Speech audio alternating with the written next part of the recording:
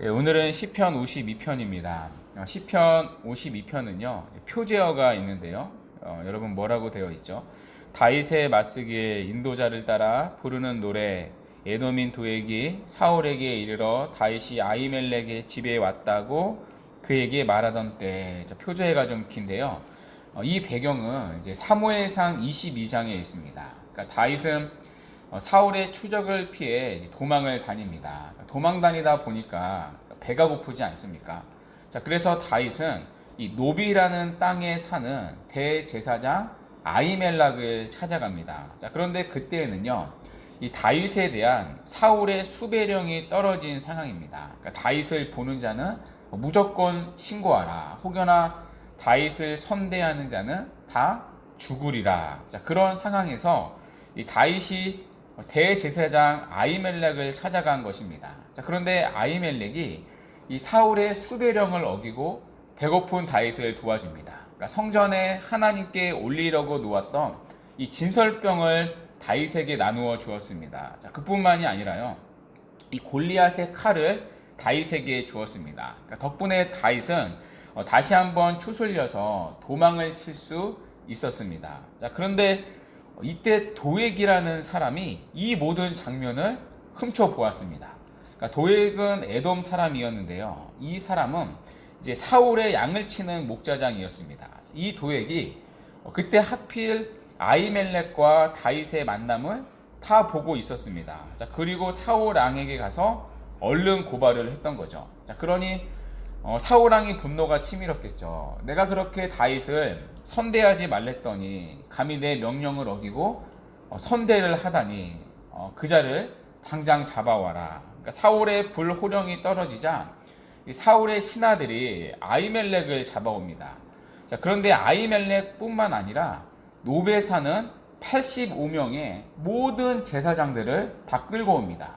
자, 그리고 사울은요, 그 끌려온 제사장들을 다 죽이라고 명령합니다. 자, 그런데 아무도 이 제사장들에게 손을 대지 못합니다. 어떻게 우리가 하나님이 세우신 거룩한 제사장을 죽일 수 있나? 그러니까 누구 하나 제사장들에게 칼을 휘둘지 못합니다. 자, 그때 보고 있던 사울이요, 도액에게 네가 목격자니까 네가 죽이도록 하라, 그렇게 명령합니다. 자, 그러자 도액이요, 겁도 없이 그 자리에서 모든 제사장들을 죽입니다. 아히멜렉과 85명의 제사장을 그 자리에서 다 죽입니다. 자, 뿐만 아니라요, 높당에 있는 모든 남녀노소를 다 죽입니다. 자, 그 인물이 바로 도액이었습니다. 그리고 다윗은요, 이 소식을 듣게 됩니다. 자, 그리고 이때 쓴 시편이 바로 오늘 시편 52편입니다. 자, 그러므로 우리가 이 시편을 읽을 때요, 도액이라는 악한 자를 생각해야 합니다. 그래서 오늘 시편에 보면 이 악한 자라는 그 표현이 나오는데요, 이 악한 자는 도액을 상징하는 자입니다.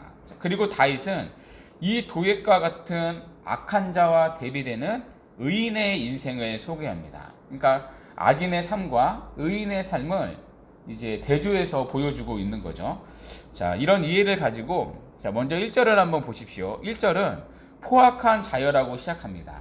여기 포악한 자는요, 악인을 말합니다. 1차적으로는 도액을 가리키는 거겠죠. 자, 도액을 상징하는 악인의 성격이 이제 포악하다는 것입니다. 자, 포악한 악인은 악한 계획을 스스로 자랑합니다. 자, 그런데 이어서 나오는 부분을 한번 보십시오. 하나님의 인자하심은 항상 있다고 말합니다. 여러분, 이 부분이 이해가 되시나요? 저는 이해가 안 되더라고요. 악인은 포악합니다. 그래서 악한 계획을 스스로 자랑합니다. 자, 그러면 당연히 뒤에는 하나님의 공의나 심판이 나와야 맞는 것 아닙니까? 포악한 자여, 어찌하여 악한 계획을 스스로 자랑하는가? 하나님의 심판은, 하나님의 공의는 항상 있도다. 그러니 돌이켜라 악이나. 여러분, 이렇게 돼야 맞는 것 아닙니까? 자, 그런데 하나님의 심판이 아닌 하나님의 인자하심이 나옵니다. 하나님의 인자하심이 항상 있도다. 자, 여기에는요, 이 다윗의 두 가지 의도가 있습니다. 하나는 이런 악인을 참고 기다리시는 하나님의 성품을 묘사합니다. 회개하고 돌이키기를 기다리는 하나님의 성품을 인자하심으로 표현하고 있는 거죠. 자, 또 다른 한편으로는요, 도액에게 죽임을 당한 이들을 생각하는 것입니다. 그러니까 지금 이들은 억울하게 죽임을 당했습니다. 자, 그러나 이런 억울한 학살 앞에서도 다윗은 지금 하나님의 인자하심을 기억하는 것입니다. 자, 이어서 2절을 한번 보십시오. 2절에서 다윗은 이제 계속해서 악인을 고발하고 있는데요. 내 혀가 심한 악을 꾀하여 날카로운 삭도같이 간사를 행하는도다. 한마디로 악인의 무서운 혀에 대해 말합니다. 자, 악인의 혀가 얼마나 무서우냐, 날카로운 삭도와 같다고 말합니다.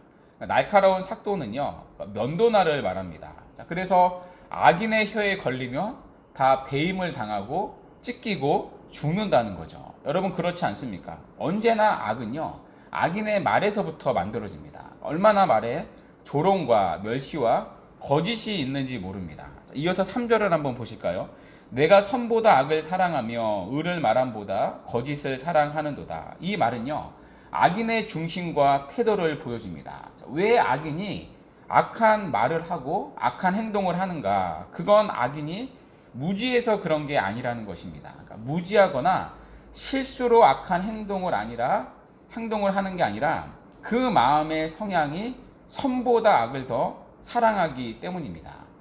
여러분 성도는요, 죄를 범할 수 있습니다. 자, 그러나 참된 성도는 자신의 죄를 회개하고 뉘우칩니다. 자, 그러나 악인은요, 오히려 악을 사랑하기 때문에 회개할 줄 모릅니다. 자, 그 중심이 악을 향해 있기 때문이죠.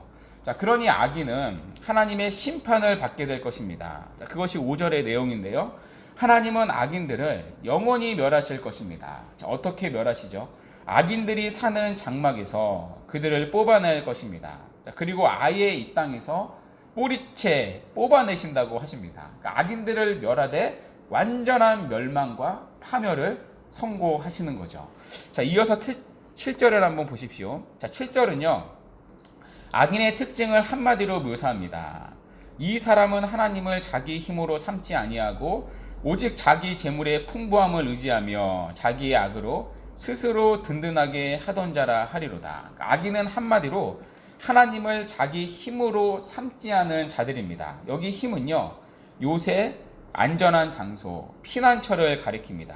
자, 그들은 하나님께 나와 숨지 않습니다. 자, 그들이 언제나 숨는 곳은 자신들이 모아놓은 재물의 풍부함이었습니다. 그러니까 하나님이 아닌 재물의 풍성함을 믿고 살아가는 자들이 악인이라는 것입니다. 자, 이것이 악인의 중요한 특징입니다. 자, 그리고 이것은 사실 특별한 게 아닙니다. 오늘도 세상 사람들이 살아가는 평범한 방식일 뿐입니다. 세상 사람들이 살아가는 힘이요, 안전한 장소요, 피난처는 자신들이 모아놓은 재물에 있습니다. 그리고 그 재물에서 인생의 즐거움을 찾습니다. 자, 그러나 의인은 다릅니다. 여러분 8절을 한번 보십시오. 8절에서 다윗은 이제 의인의 삶을 대조해서 묘사하고 있는데요.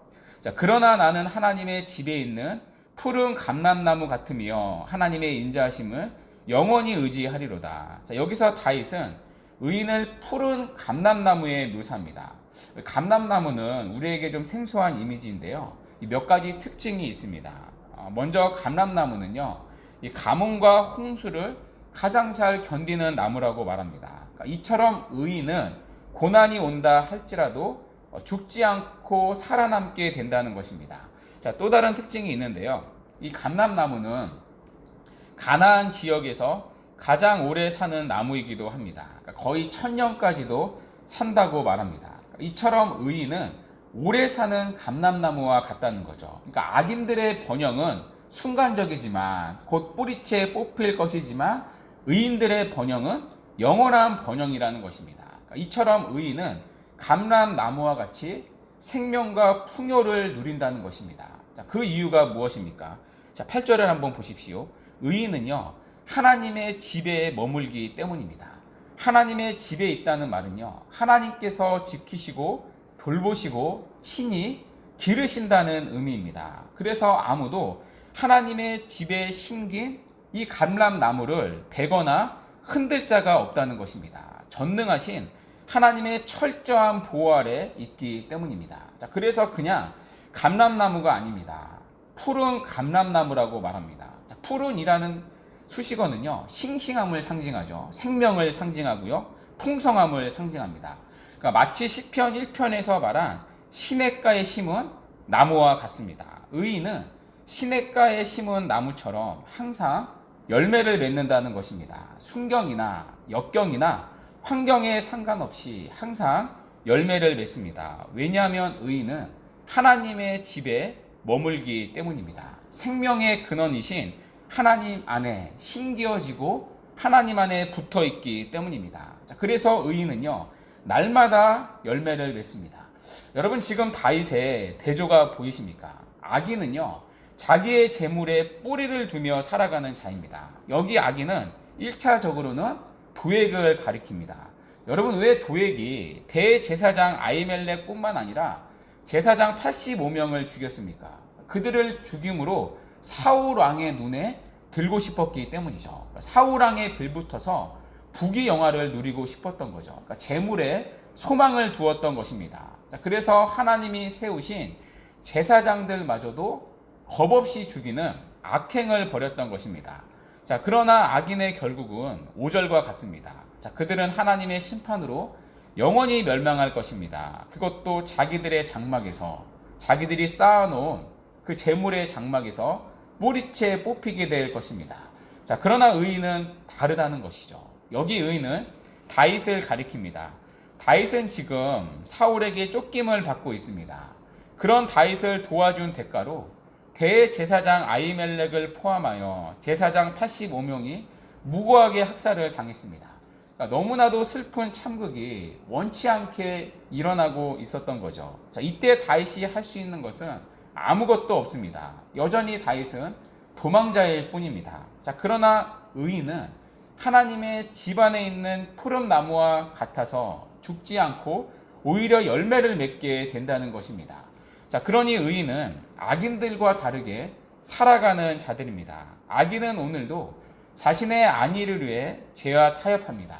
하나님의 말씀을 거스리고 세상을 의지하며 살아갑니다. 재물에 소망을 두고 살아갑니다. 자, 그것을 힘이요, 안전이요, 피난처로 의지하며 살아갑니다. 자, 그러나 의인이 의지하는 그것은 하나밖에 없습니다. 8절 하반절인데요. 하나님의 인자하심을 영원히 의지하리로다. 여기 인자하심은요, 시편에서 반복되는 표현입니다. 하나님의 언약적 사랑을 말합니다. 그러니까 당신의 언약 백성을 향한 포기하지 않는 사랑, 변치 않는 사랑, 실패하지 않는 사랑입니다. 끝까지 사랑하시는 사랑, 끝까지 지키시는 사랑입니다.